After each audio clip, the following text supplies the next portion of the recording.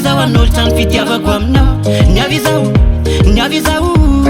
anome fitiavana ma de hitako le rosy talia atolotro anao avy amin'ny voko ty karaha isoanao. Fa vao nahita androky anao de podcast love. Efa ela no nitsiry tatoboko le love. Nisanisa anarasy, nisanisa tsy ho ty. Fitiavako rehetra fanatongako andry. Ia raiky avao ro mamediny ataoko. Ianao le voninkazo ka kolokolo. Betsaka ny tsara fa ianao tena fa mitsy. Kazy lozany lasa manjary mangatike. Fitiavana mamea. Purchase your tracks today. Niavizao an'olo trano fitiavako aminao.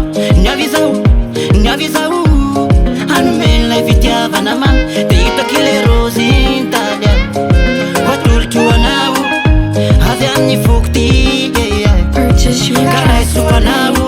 Fa vao nahitanao aneny masokolo jala tena jalataka tsy zakako no vatako ianao le manjabe. Masonao mamiratra raha miaraka amipande anao de za tsy makasotraka fa tikanao ny mara. Sanitra zao fena fitiavako anako efa elako ny forona be da be ny sipa fa ianao ny tena tiko. Fa ny sipakotranao anery jiaby teo areko ianao ny tena tiko. Amizay rehetra hitako farany anarenao rijaly zany aloha tsy vitako. Zany tsy silay fa resaka sere fa ny pande otrany sao tsy manafika mampibe. Niavizao an'olo trano fitiavako aminao. Niavizao anome ilay fitiavana ma de hitako le rosy talia atolotro anao avy amin'ny voko ty karaha isoanao. Rosy talia Purchase your tracks today. Niavizao an'olo trano fitiavako aminao. Niavizao anome ilay fitiavana ma de hitako le rosy talia atolotro anao avy amin'ny voko ty Purchase your karaha isoanao. Original boy car. Yes, saya.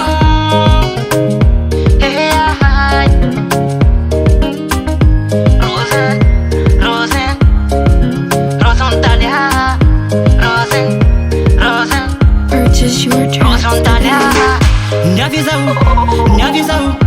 Niavizao an'olo trano fitiavako aminao. Niavizao anome ilay fitiavana ma de hitako le rosy talia atolotro anao avy amin'ny voko ty karaha isoanao. All one record.